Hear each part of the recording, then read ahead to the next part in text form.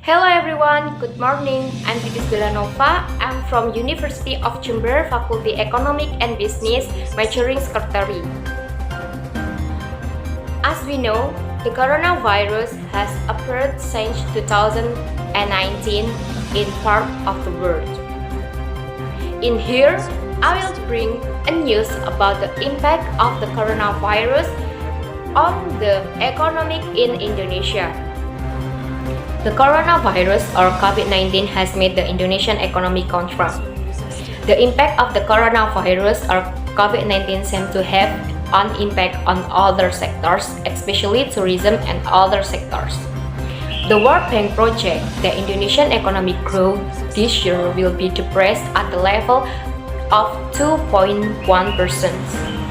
The cause of the decline in income growth is due to the widespread of COVID-19 both domestically and abroad. Republic Indonesian economic growth has been estimated to be below Bank Indonesia, which is estimated at around 2.5%, which usually to grow in 5.2%. The government decision to implement large-scale social restriction in several regions since April 2020 has had impact on the production process, distribution, and other operational activities, which in turn disrupt economic performance.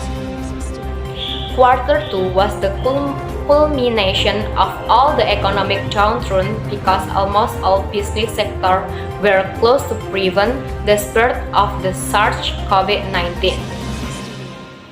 PSBB as a measure to deal with COVID-19 pandemic that was implemented in a number of regions in Indonesia was a factor that caused a contraction in economic growth in the second quarter of 2020.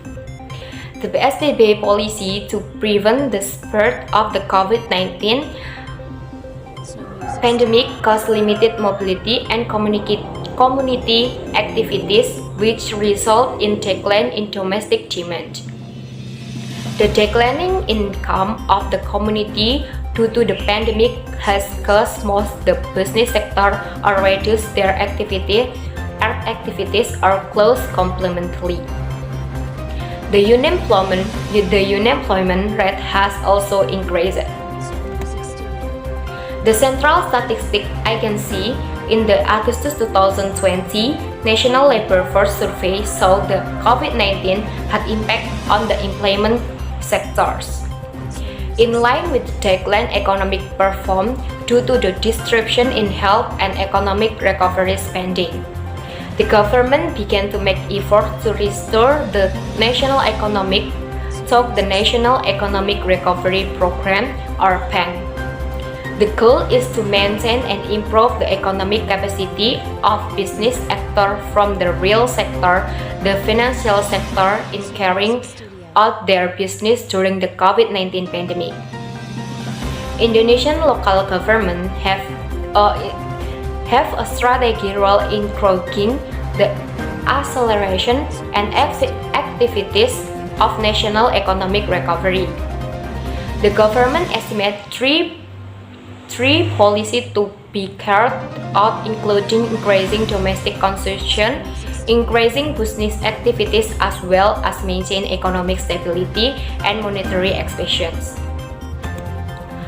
One of the drive of the national economy is domestic consumption.